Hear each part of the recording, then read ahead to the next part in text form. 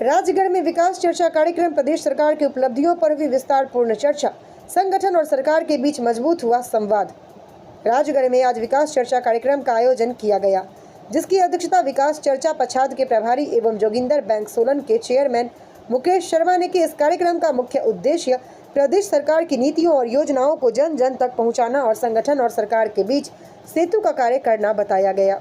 विकास चर्चा का उद्देश्य लोगों तक सरकार की योजनाओं को पहुंचाना है। मुख्यमंत्री की मानवीय सोच के कारण प्रदेश में कई ऐतिहासिक निर्णय लिए गए हैं। सुख आश्रय कानून से लेकर महिलाओं और अनाथ बच्चों के कल्याण तक सरकार ने समाज के हर वर्ग को सुरक्षा देने का कार्य किया है। कार्यक्रम के दौरान मुकेश शर्मा ने कहा, प्रदेश सरकार अपने 3 वर्ष पूरे करने जा रही है और इस दौरान कई ऐतिहासिक फैसले लिए गए हैं। मुख्यमंत्री की मानवीय सोच के कारण हिमाचल प्रदेश देश का पहला राज्य बना है जहां अनाथ बच्चों के भविष्य की सुरक्षा के लिए सुख आश्रय कानून बनाया गया। इसके तहत लगभग 6000 बच्चों को चिल्ड्रन ऑफ स्टेट घोषित किया गया है, जिनकी उच्च शिक्षा तक का पूरा खर्च सरकार वहन करेगी। देखें स्टार न्यूज प्लस के लिए हिमाचल प्रदेश के बद्दी से सतीश जैन की रिपोर्ट। पच्छाद के समाजिक मीडिया को मैं प्रणाम करता हूं और धन्यवाद करता हूं कि आप बड़े शॉर्ट नोटिस पे आज इस प्रेस वार्ता पे आए हैं। हमारे बीच बहुत ही कांग्रेस के सीनियर लीडर जो विधानसभा के अध्यक्ष रहे हैं श्री गंगूराम मुसाफिर जी, हमारी कांग्रेस से यहाँ की प्रत्याशी हमारी छोटी बहन दयाल प्यारी जी, ब्लॉक कांग्रेस के हमारे अध्यक्ष रणवीर जी, जिला परिषद के सदस्य विनय बगनाल जी, मेरे साथ अंकुश जी और हमारे अनिल बगनाल जी और सभी हमारे युवा कांग्रेस के यहाँ पर अध्यक्ष बैठे हैं। मैं आप सभी का भी स्वागत करता हूँ। सबसे पहले तो मैं श्री गुरु महाराज जी की इस धरती पे सभी उन देवताओं को प्रणाम करता हूँ। साथ ही मेरा सौभाग्य है कि जहाँ से हिमाचल प्रदेश के प्रथम मुख्यमंत्री जो उनका गृह जिला है उसके एक निर्वाचन क्षेत्र में प्रदेश के जननायक मुख्यमंत्री माननीय ठाकुर सुखविंदर सिंह सुक्खू जी ने विकास चर्चा प्रभारी के रूप में मुझे नियुक्त किया। और साथ ही मैं धन्यवाद भी करना चाहूँगा जो हमारे भोरंज से विधायक है सुरेश कुमार जी, जो हमारे इस विकास चर्चा प्रभारी के राज्य के प्रभारी हैं। उन्होंने ये जिम्मेवारी हमें दी है। प्रथम चरण में प्रदेश के मुख्यमंत्री जी ने 21 निर्वाचन क्षेत्रों में चुनाव विकास चर्चा प्रभारी लगाए हैं, जिनका मुख्य उद्देश्य यह है कि प्रदेश सरकार की जन कल्याणकारी नीतियों को हम जनता तक पहुंचाएं और साथ में जो हमारे निर्वाचन क्षेत्र में हमारे कांग्रेस के कार्यकर्ता हैं, हमारी जो प्रबुद्ध जनता है, उनके बीच में और सरकार के बीच में, संगठन के बीच में हम एक पुल की तरह, एक सेतु की तरह काम करें। उनकी बातों को सरकार तक पहुंचाना, यहाँ के डेवलपमेंट में अगर कोई कमी रह गई है उसको हम किस तरह से पूरा कर पाएँ, सरकार के समक्ष उस चीज़ को लाना, ये हमारा मुख्य उद्देश्य रहेगा।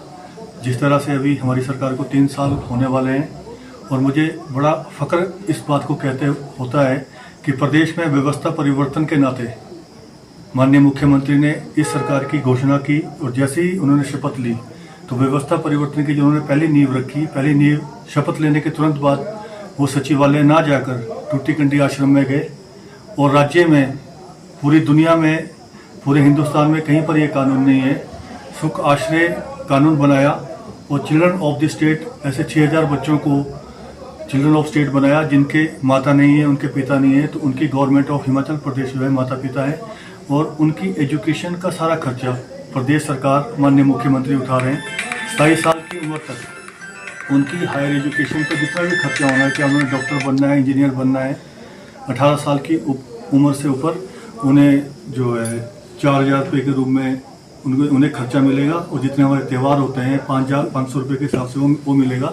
तो इस तरह की सोच के साथ कानून बनाया गया चिल्ड्रन ऑफ स्टेट, ये पूरे इंडिया में कहीं नहीं है। इसके लिए भी मैं प्रदेश के माननीय मुख्यमंत्री की मानवीय सोच को, व्यवस्था परिवर्तन को धन्यवाद करना चाहूँगा कि जिन्होंने छोटे लोगों के बारे में सोचा। दूसरा, हमारी जो विधवा माताएँ हैं, बहनें हैं, उनके बच्चों की एजुकेशन के लिए भी सरकार ने प्रावधान किया। करीबन 23,000 ऐसे बच्चे जिनके माँ बाप जो विधवा हैं, उनके बच्चों को भी हमारी सरकार जो है पढ़ाई कर रही है और 1000 रुपये उन्हें जो है खर्चा भी दे रही है। तो इस तरह की सोच रखने वाले मुख्यमंत्री, जहाँ पर इस प्रदेश में इतनी भारी आपदा आई, 2 भारी आपदा आने के बावजूद जो हमारे फाइनेंशियल रिसोर्सेज है, डेवलपमेंट पे उसका विपरीत असर भी पड़ा और केंद्र सरकार से किसी तरह की कोई मदद नहीं मिली, उसके बावजूद भी जिस तरह से इस प्रदेश की इनकम को बढ़ाने के लिए माननीय मुख्यमंत्री ने जो सोच रखी है, उससे हमारी रेवेन्यू बढ़ रही है। रेवेन्यू बढ़ने के लिए सबसे पहले अगर भारतीय जनता पार्टी के शासन के समय में बात करूं, जो हमारे शराब के ठेके हैं वो हर साल रिन्यू हुआ करते थे। हमारी सरकार ने बनते ही सबसे पहले निर्णय लिया कि इसे ऑक्शन किया जाएगा और करीबन 2000 करोड़ से ज़्यादा की इनकम हमारी इससे होगी। दूसरा, हमारा क्योंकि माननीय मुख्यमंत्री खुद एक लॉयर है, जो हमारी कच्छम विद्युत परियोजना है उसे उन्होंने प्रभावी ढंग से जो है सुप्रीम कोर्ट में उठाया। जो हमारे जितने वकील हैं उनसे उस बात को समझा और जो हमारी रॉयल्टी 12% की थी वो 18% करवाई। उन्होंने लीड किया इसको, तो करीबन जो है 200-250 करोड़ रुपए पर साल का जो है इसकी इनकम हमारे प्रदेश को होगी। तो रेवेन्यू बढ़ाने की दिशा में ये काम है। व्हाइट फ्लोर हॉल की मैं बात करूं, उसका केस भी जीता, करीबन 401 करोड़ रुपए की इनकम वहां से हुई और अब ये इनकम साल दर साल हमारी बढ़ती रहेगी। ये प्रॉपर्टी भी गवर्नमेंट की हुई, तो हमें अपनी रेवेन्यू बढ़ानी पड़ेगी।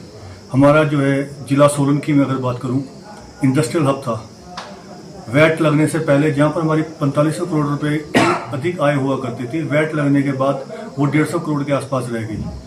अब उस डेफिसिट को किस तरह से पूरा करना है, ये एक बड़ा चैलेंज है। जब केंद्र सरकार से आपको मदद नहीं मिल रही, पहले क्या होता था, जब जीएसटी एक्ट लगा तो कंपनसेशन सेस के रूप में 3200-3300 करोड़ रुपए के करीब जो है हर साल केंद्र सरकार से हिमाचल सरकार को मिलता था। अब वो इतना डेफिसिट हो गया है, वो 2022 में बंद हो गया। 2022 के बाद से जो हमारा शेयर है वो घट गया, कंपनसेशन बंद हो गया, इनकम हमारी बढ़ नहीं रही। जो हमारा जीएसटी एक्ट भी होता है वो बेसिकली डेस्टिनेशन बेस्ड टैक्स होता है, कंजम्पशन बेस्ड टैक्स होता है। जिस राज्य में वो चीज बिकेगी उस राज्य को वो टैक्स जाएगा। तो हमारे प्रदेश में तो मैं मानता हूं कि फैक्ट्री लगने से रोजगार मिल रहा है, पर आय नहीं बढ़ रही। तो उस आय को किस तरह से बढ़ाना है, उस आय को बढ़ाने के लिए तरीका ये था कि हम अपनी ग्रामीण अर्थव्यवस्था को बढ़ाएं। उसमें भी अगर आप देखें, मिनिमम सपोर्ट प्राइस पूरे हिंदुस्तान में कहीं नहीं है।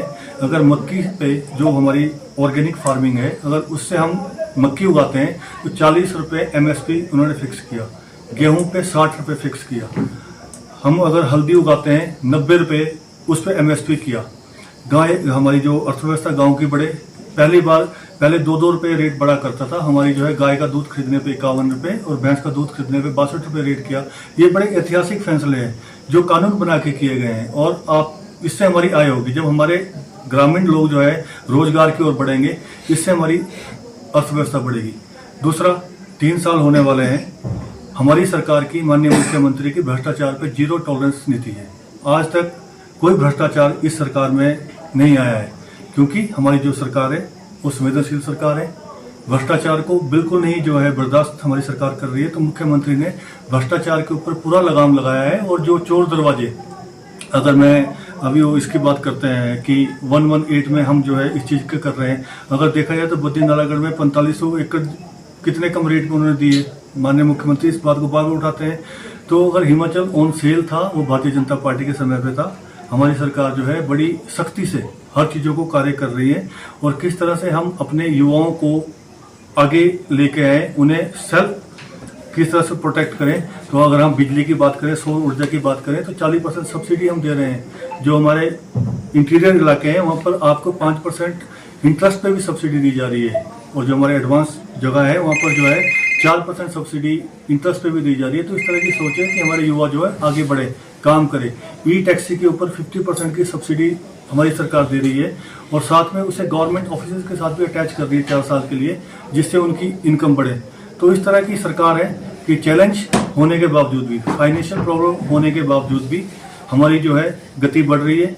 अभी जैसे ही 16 फाइनेंस कमीशन 1/4/2026 से लागू होगा, तो जो हमारा, क्योंकि खैरात नहीं है, वो सेंटर और स्टेट में मनी का डिस्ट्रीब्यूशन एक रेशियो के तहत होता है, तो हमारा जो है पैसा बढ़ेगा।